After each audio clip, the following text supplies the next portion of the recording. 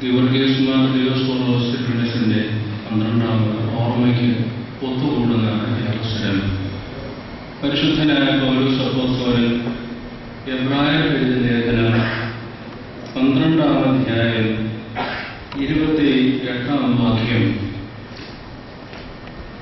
ഇവിടെ നമുക്ക് ഉറക്കെ കേൾക്കാം. എബ്രായർക്ക് എഴുതിയ ലേഖനം 12:28.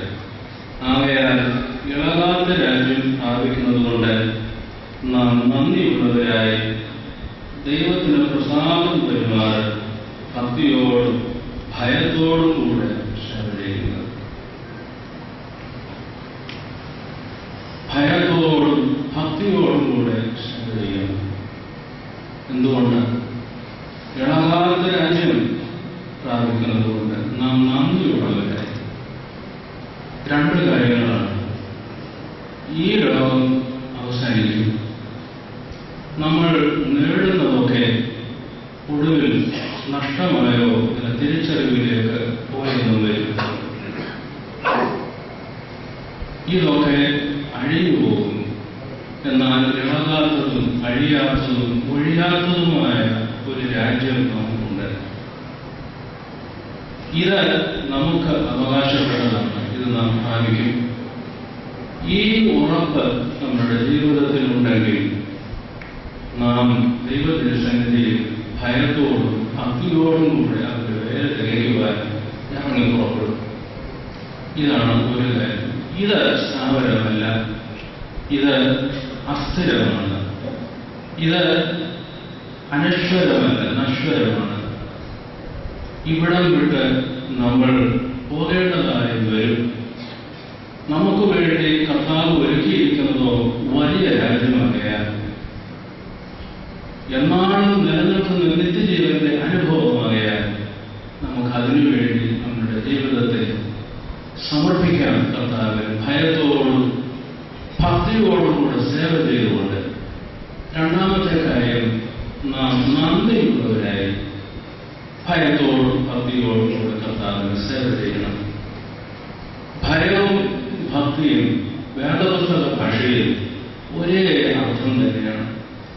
ഭക്തിയുടെ പര്യായമാണ് ഭയം, ദൈവഭയം.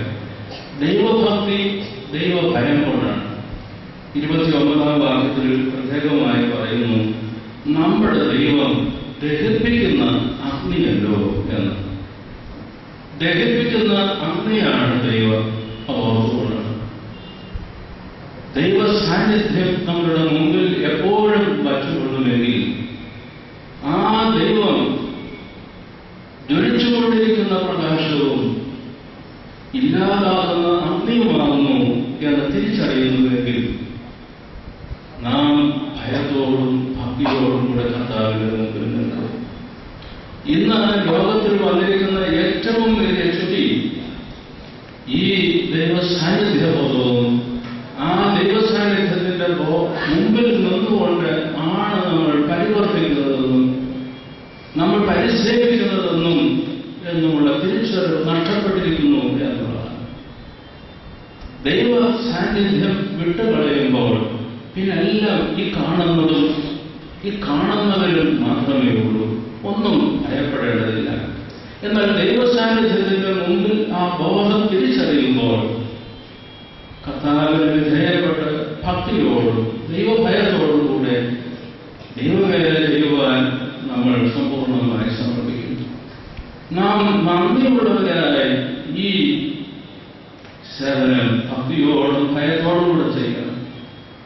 ദൈവം തന്നതാണ് എല്ലാം. എൻ്റെ ആരോഗ്യവും എനിക്ക് ലഭിച്ചിരിക്കുന്ന സമ്പത്തും സാഹചര്യങ്ങളും പരിസരങ്ങളും എല്ലാം ദൈവദത്തമാണ്. എനിക്ക് ദൈവതമ്പുരാൻ ഒരുക്കിയിരിക്കുന്നത് വലിയ ഭാഗ്യമാണ്. അതിൻ്റെ രുചി എനിക്ക് അറിയുവാൻ ദൈവം എനിക്ക് ഇപ്പോൾ കൃപ തന്നിരിക്കുന്നു. അതുകൊണ്ട് ഭയത്തിലും ഭക്തിയിലും നമുക്ക് സേവ ചെയ്യുവാൻ നമുക്ക് നന്ദിയുള്ളവരായി അത് ഏറ്റെടുക്കാം എന്നാണ് പൗലോസ് അപ്പോസ്തലൻ എബ്രായരുടെ ലേഖനത്തിൽ പ്രത്യേകമായി രേഖപ്പെടുത്തുന്നത്. ഇങ്ങനെ ഒരു തിരിച്ചറിവ് ലഭിച്ച് ആ തിരിച്ചറിവിൽ ജീവിതത്തെ സമ്പൂർണമായി വ്യത്യാസപ്പെടുത്തിയ ഒരു മഹാനുഭവന്റെ സ്മരണയാണ് ഇന്ന് പോകുന്നത്. നല്ല പൊതുവിദ്യാഭ്യാസം ലഭിച്ചു, സാമാന്യ വിദ്യാഭ്യാസം ലഭിച്ചയാൾ, അക്കാലത്ത് ഒരു യുവാവിന് ലഭിക്കാവുന്ന വിദ്യാഭ്യാസവും അത് കഴിഞ്ഞിട്ട് എല്ലാവരും ആഗ്രഹിക്കുന്നതിനും അപ്പുറമുള്ള ഒരു തൊഴിലിന്റെ ഉറപ്പും തൊഴിലും ലഭിച്ച ഒരാൾ ഈ ദൈവവചനം സ്വീകരിച്ച് എന്നതുപോലെ ദൈവവേലയ്ക്ക് വേണ്ടി സമ്പൂർണമായി സമർപ്പിക്കുകയായിരുന്നു. പ്രാഥമിക വിദ്യാഭ്യാസം കഴിഞ്ഞ് ഹൈസ്കൂൾ വിദ്യാഭ്യാസം കഴിഞ്ഞ് മധുരയിലുള്ള അമേരിക്കൻ കോളേജിൽ ഇന്റർമീഡിയറ്റ് പഠിച്ച് മദ്രാസ് ക്രിസ്ത്യൻ കോളേജിൽ നിന്ന് ബിരുദമെടുത്ത് ബോംബെയിൽ ഉപരിപഠനം നടത്തി, സാമൂഹ്യശാസ്ത്രത്തിൽ ഉപരിപഠനം നടത്തി ബാങ്കിൽ ഒരു ഉദ്യോഗം ലഭിച്ച് റിസർവ് ബാങ്കിന്റെ പ്രത്യേകമായ പരിശീലനത്തിൽ തമിഴ്നാടിലുള്ള ഇന്ത്യയിൽ നിയോഗിതനായി അങ്ങനെ സുരക്ഷിതമായ ഒരു ജീവിതം ലഭിച്ച ഒരാള് ഒരു പ്രഭാതത്തിൽ പറയുക എനിക്ക് ദൈവവേല പറയുന്നു. ഇപ്പൊ നമ്മൾ നമ്മളുടെ കുഞ്ഞുങ്ങളെ വളർത്തുന്നത് എന്തിനാണ്, പഠിപ്പിക്കുന്നത് എന്തിനാണ്? ഒരൊറ്റ ചോദ്യം ഉത്തരമാണ്. സാമാന്യം അന്തസ്സുള്ള ഒരു ജോലിയുടെ മോനിട്ട് അതിന് എന്ത് തരത്തിലുള്ള വിദ്യാഭ്യാസം നൽകാം? അത് കുഞ്ഞുങ്ങളിലേക്ക് നമ്മൾ സംക്രമിപ്പിക്കുകയാണ്. അപ്പൊ കുഞ്ഞുങ്ങൾ അവരുടെ മുമ്പിലുള്ളത് കരിയർ ഓറിയന്റഡ് ലൈഫാണ്. തൊഴിലിനെ ആസ്പദമാക്കിയുള്ള ഒരു ജീവിതവും പഠനവുമാണ് കുഞ്ഞുങ്ങൾക്ക് നമ്മൾ നിർബന്ധിച്ചു കൊടുക്കുന്നത്. അപ്പൊ തൊഴിലാണോ ജീവിതം? ഒരു പുതിയ സമവാക്യം നമ്മൾ ഉണ്ടാക്കുകയാണ്. തൊഴിൽ സമം ജീവിതം. പക്ഷെ തൊഴിലാണോ ജീവിതത്തിന്റെ ആകമാനമായ സമഗ്രത?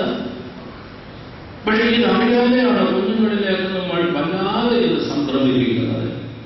സന്യാസം സ്വീകരിക്കുന്ന ഒരാൾ, ദൈവവേല സ്വീകരിക്കുന്ന ഒരാൾ, അത് നല്ല ഒരു തൊഴിൽ ഉറപ്പായി കഴിഞ്ഞതിന് ശേഷം ഉന്നതമായ ഒരു വിദ്യാഭ്യാസം ലഭിച്ച ഒരു സാഹചര്യത്തിൽ ഇത് ഉൾക്കൊള്ളാനാവുമോ ഇന്നത്തെ നമ്മളുടെ ആളുകൾക്ക്?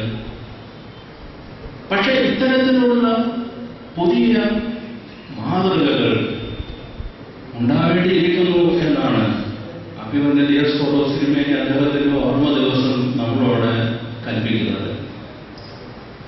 അദ്ദേഹം പറയുകയാണ്, ക്ഷമാർത്ഥ രാജ്യം പ്രാപിക്കുന്നതുകൊണ്ട് നന്ദിയുള്ളവരായി ദൈവഭയത്തിലും ഭക്തിയിലും അവരുടെ വേല നമ്മൾ തിരക്കണം. അവരുടെ വേല തിരക്കുവാൻ സന്യാസികൾ ഉണ്ടാവണം, സന്യാസിനികൾ ഉണ്ടാവണം. പാവപ്പെട്ടവരെ ശുശ്രൂഷിക്കുവാൻ സമർപ്പിതരായിരിക്കുന്ന ആളുകൾ ഉണ്ടാവണം.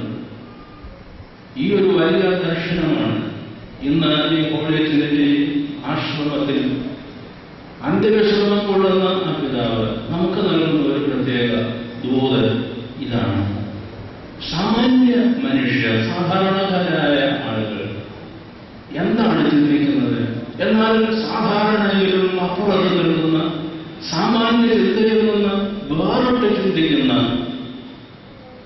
ഒരാൾ ദൈവത്തെ മുൻനിർത്തിക്കൊണ്ട് നന്ദിയുള്ളവനായി ഭയത്തിലും ഭക്തിയിലും അവന്റെ വേല ചെയ്യേണ്ടത് എങ്ങനെയെന്ന് അദ്ദേഹം അവർ നിർദ്ദേശിക്കുകയാണ്. നമ്മളുടെ കുഞ്ഞുങ്ങൾക്ക് വളർന്നു വരുന്ന തലമുറയ്ക്ക് അങ്ങനെ ഒരു ദർശനം ഉണ്ടാക്കി കൊടുത്തേണ്ടത് നമുക്ക് ആവശ്യമാണെന്ന് ആ പിതാവ് നമ്മളെ പഠിപ്പിക്കുകയുമാണ്. അതുകൊണ്ട് തൊഴിലല്ല ജീവിതത്തിന്റെ ആത്യന്തികമായ ലക്ഷ്യം. തൊഴിൽ നൽകുന്ന സാമൂഹ്യമായ അവസ്ഥയല്ല നമ്മുടെ ലക്ഷ്യം. അതിനുമപ്പുറം ആത്യന്തികമായി നമ്മുടെ ജീവിതത്തിന് ആ ജീവിതം സാർത്ഥകമായി തീരുന്നത് ഭയത്തിലും ഭക്തിയിലും കർത്താവിന്റെ വേല ചെയ്യുവാൻ നമുക്ക് എപ്പോൾ കഴിയുമോ എന്നുള്ളതിനെ ആശ്രയിച്ചാവുന്നു എന്ന് കർത്താവ് നമ്മളെ പ്രത്യേകമായി പഠിപ്പിക്കുന്നുണ്ട്.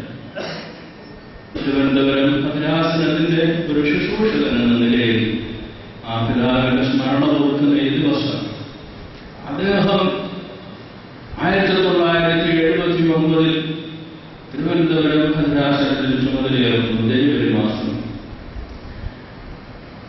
1999 ജൂലൈ മാസം 23-ാം തീയതി കാലം ചെയ്യുന്ന സന്ദർഭം.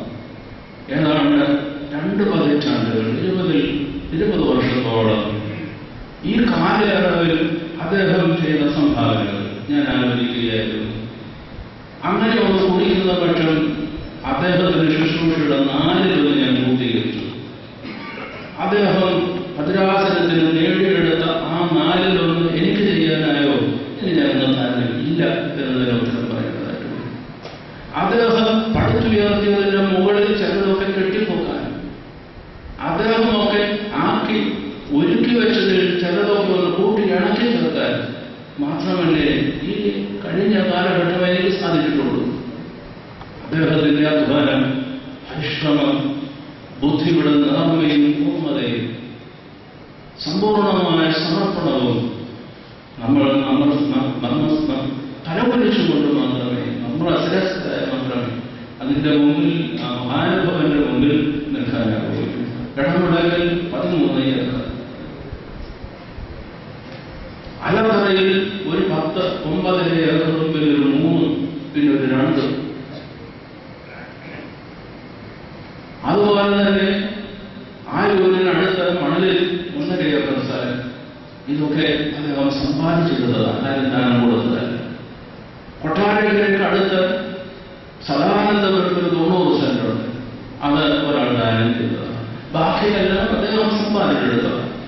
അന്ന് രൂപയ്ക്ക് നല്ല മൂല്യമാണ്, അത് കിട്ടാൻ കിട്ടാൻ കാര്യമാണ്.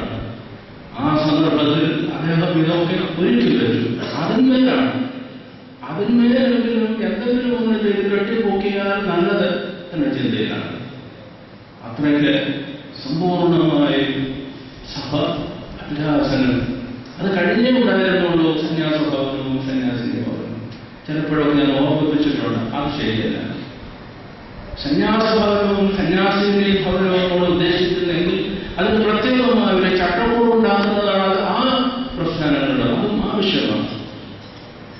പക്ഷെ എന്തുകൊണ്ടോ അദ്ദേഹത്തിന് സഭയും രാഷ്ട്രവുമായിരുന്നു വലുതെന്ന് തോന്നിപ്പോകും. പക്ഷെ അതോടൊപ്പം തന്നെ സമർപ്പിക്കപ്പെട്ട യുവതിയുവാക്കന്മാർ കർത്താവിന്റെ വേലയ്ക്ക് വേണ്ടി സമ്പൂർണമായി സമർപ്പിക്കണം എന്നുള്ളത് അദ്ദേഹത്തിന്റെ ഒരു വലിയ ദർശനമായിരുന്നു. ആ ദർശനം ഞാനിവിടെ സൂചിപ്പിച്ചതുപോലെ സഭയ്ക്ക് വേണ്ടി, സഭയുടെ കെട്ടുപിടിക്കാനായി, സമൂഹത്തിന്റെ സേവനത്തിനായി ആവശ്യമാണെന്ന് ഇന്ന് നമ്മൾ എത്ര കണ്ട് തിരിച്ചറിയുന്നുണ്ട്. തീർച്ചയായും അദ്ദേഹം വലിയ സംഭാവനകൾ സഭയ്ക്ക് ചെയ്ത ഒരു പുണ്യപുരുഷനാണ്.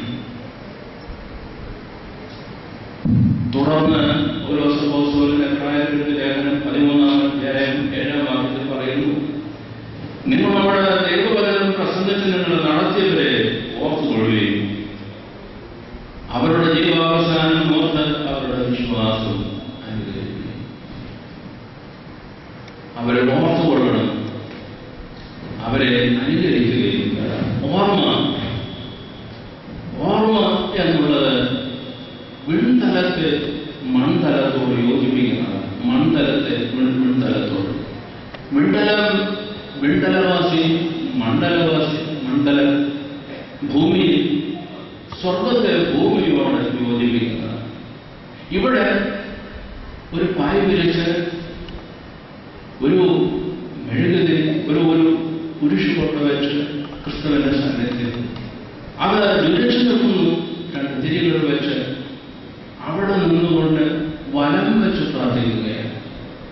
അദ്ദേഹം അന്ത്യവിശ്രമം കൊള്ളുന്ന ഖബറിൽ ചെന്ന് നമ്മൾ ആ ഖബർ വലം വെച്ച് പ്രാർത്ഥിക്കുകയാണ്. അപ്പോൾ സ്വർഗീയനായിരിക്കുന്ന, ഈ ലോകം വിട്ടു പോയിരിക്കുന്ന ആ ദാസൻ ആ മണ്ണിനോട് ചെയ്യുക, മണ്ഡലത്തോട് ചെയ്യുക, സ്വർഗവും ഭൂമിയും ചെയ്യും. ഇതാണ് മണ്ഡലപൂജ.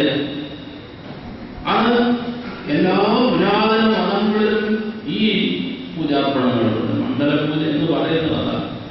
എങ്ങനെ സ്വർഗവാസിയായ ദൈവത്തെ മനുഷ്യരുടെ നടുവിൽ നമുക്ക് കുടിയിരുത്താനാവും എന്നുള്ളതാണ്. ഈ ലോകത്തിൽ നിന്ന് കടന്നുപോയിരിക്കുന്ന ഒരാൾ ഈ ലോകത്തിൽ തന്നെ സന്നദ്ധനായിരിക്കുന്നു എന്ന് തിരിച്ചറിയുവാൻ എങ്ങനെ കഴിയും? പരമപ്രധാനമാണ് ഓർമ്മ. ഓർമ്മ നമ്മളുടെ തലച്ചോറിലിരിക്കുന്നത് മാത്രമല്ല, തലച്ചോറുമുണ്ട്, ബുദ്ധിയുണ്ട്. എന്നാൽ വെറും ബൗദ്ധികമായ ഒരു കസരത്തല്ല. ഒരാളെ ഞാൻ ഓർക്കുന്നു, ഇവിടെയല്ല, കൺമുമ്പിലില്ലാത്ത അകന്ന് ജീവിക്കുന്ന ഒരാൾ, ഇവിടെ വിട്ടുപോയ ഒരാളെ ഞാൻ ഓർക്കുമ്പോൾ എന്റെ കൺകോണുകൾക്ക് നനവ് പിടിക്കുന്നു. അപ്പോ എന്റെ ബുദ്ധിയുടെ കസരത്ത് മാത്രമല്ല, എന്റെ ഹൃദയത്തോട് ചേർന്നു. ഓർമ്മയെപ്പോഴും ഹൃദയത്തിന്റെ ഭാഷയാണ്. ഹൃദയം ബുദ്ധിയോട് ചേർന്ന് രണ്ടും കൂടെ കൂട്ടിച്ചേർക്കുമ്പോൾ അവിടെ ഓർമ്മ വരും. ഇത് വരണമെങ്കിൽ അനുഷ്ഠാനം വേണം. അനുഷ്ഠാനത്തിലൂടെ മാത്രമേ നമ്മുടെ ഹൃദയത്തിന്റെ ഭാഷ ആവിഷ്കരിക്കാനാവൂ. ഓർക്കാൻ നമുക്ക് ബുദ്ധി, പക്ഷെ അതുകൊണ്ട് നമ്മൾ തൃപ്തരല്ല. അപ്പോ നമ്മുടെ ഹൃദയത്തെ ബുദ്ധിയോട് ചേർത്ത് നമ്മൾ സ്വർഗീയനായിരിക്കുന്നവരാണ്, സ്വർഗത്തിലേക്ക് കടന്നുപോയിരിക്കുന്ന ഒരാളെ നമ്മൾ ഓർത്ത് നമ്മളുടെ മുമ്പിൽ സന്നിഹിതനാക്കുക. അല്ലെങ്കിൽ സ്വർഗസ്ഥനാണെങ്കിലും സ്വർഗീയനെങ്കിലും ലോകം വിട്ടുപോയെങ്കിലും ദൈവസന്നിധിയിൽ നിൽക്കുന്ന എങ്കിലും ഇന്ന് നമ്മളോടുകൂടെ സന്നിഹിതനായിരിക്കുന്ന ആ ആളെ നമ്മൾ ഈ അനുഷ്ഠാനത്തിലൂടെ നമ്മൾ തിരിച്ചറിയുക. അതുകൊണ്ടാണ് നമ്മൾ അവിടെ ഇവിടെ നമ്മൾ നോക്കാൻ ഉള്ള നമ്മൾ ഒത്തുകൂടി ഈ വിശുദ്ധ കുർബാനയുടെ അന്തരീക്ഷത്തിൽ ഈ ഓർമ്മ നിർവഹിക്കുന്നത്. അതുകൊണ്ട് അത് ഹൃദയത്തിന്റെ ആവിഷ്കാരമാണ്. അത് ബുദ്ധിയുടെ ഭാഷയല്ല, ഹൃദയത്തിന്റെ ഭാഷയാണ്. ബുദ്ധിയെ ഹൃദയത്തോടെ ഇണക്കി ചേർത്തുകൊണ്ട് നമ്മൾ ഈ ലോകത്തിനപ്പുറത്തേക്ക് കടന്നുപോയിരിക്കുന്നവരാണ്. അല്ല, കടന്നുപോയിരിക്കുന്നവരാണ് നമ്മളോടൊപ്പം ജീവിക്കുന്ന ആ സാന്നിധ്യത്തെ നമ്മൾ അകക്കണ്ണതുവെന്ന് കാണുവാൻ ഈ അനുഷ്ഠാനം, ഈ ഓർമ്മ ശുശ്രൂഷ നമുക്ക് സാധിക്കണം. പരിശുദ്ധരായ തിരുമനസിന്റെ ഓർമ്മ നമ്മൾ നിർവഹിക്കുന്ന ഈ അവസരം അദ്ദേഹം നമ്മളോട് പറയുന്നു, നമ്മൾ ലോകാത്ത രാജ്യം കർത്താവ് നമുക്ക് ഒരുക്കിയിരിക്കുന്നു. അവൻ നമുക്ക് വലിയ കൃപ ചെയ്ത് വലിയ നിക്ഷേപം നമുക്കായി കരുതിയിരിക്കുന്നു. നന്ദിയുള്ളവരാ എങ്ങനെ സമ്പൂർണമായ സമർപ്പണത്തിലൂടെ ഭയത്തിലും ഭക്തിയിലും ദൈവസാന്നിധ്യം എപ്പോഴും തിരിച്ചറിഞ്ഞുകൊണ്ട് സ്വയം അർപ്പിക്കണം എന്ന് അദ്ദേഹം നമ്മളോട് പറയുക. ഇതായിരുന്നു അദ്ദേഹത്തിന്റെ ജീവിതവും. ഇത് തിരിച്ചറിഞ്ഞ നിമിഷത്തിലൊട്ടും പുറകോട്ട് നോക്കാതെ കർത്താവിന്റെ വേലയ്ക്ക് വേണ്ടി 1958 സെമിനാരിയിൽ ചേർന്ന് 62 അദ്ദേഹം ഷമ്മാശനായി. കാലം കഴിയുന്ന സന്ദർഭം ഏതാണ്ട് 37 വർഷം ദീർഘമായ ഒരു കാലയളവ് താമസിച്ചാണ് അദ്ദേഹം ദൈവവിളി കേട്ടത്. ആ 37 വർഷം സമ്പൂർണമായി സമർപ്പിച്ച ആ പുണ്യപുരുഷന്റെ സ്മരണയ്ക്ക് മുമ്പിൽ നമ്മൾ ശിരസ്സ് നമിക്കുന്നു, പ്രണമിക്കുന്നു. ദൈവം തമ്പുരാൻ അദ്ദേഹത്തിന് ഏറെ മോഹപ്രസാദത്തിൽ കർത്താവിന്റെ സന്നിധിയിൽ നിൽക്കുവാൻ കൃപ കൊടുക്കട്ടെ. അതാ അദ്ദേഹത്തിന്റെ ഓർമ്മ നമുക്ക് പുണ്യമാകട്ടെ, മധ്യസ്ഥത അവരും കോട്ടയുമാകട്ടെ. അദ്ദേഹത്തിന്റെ ഈ വലിയ സാക്ഷ്യം എബ്രായരുടെ ലേഖനം 11, 12, 13 അധ്യായങ്ങൾ ചേർത്ത് വായിക്കണം. 2 വാക്കുകൾ നമ്മുടെ ഹൃദയത്തിൽ ഉളക്കും.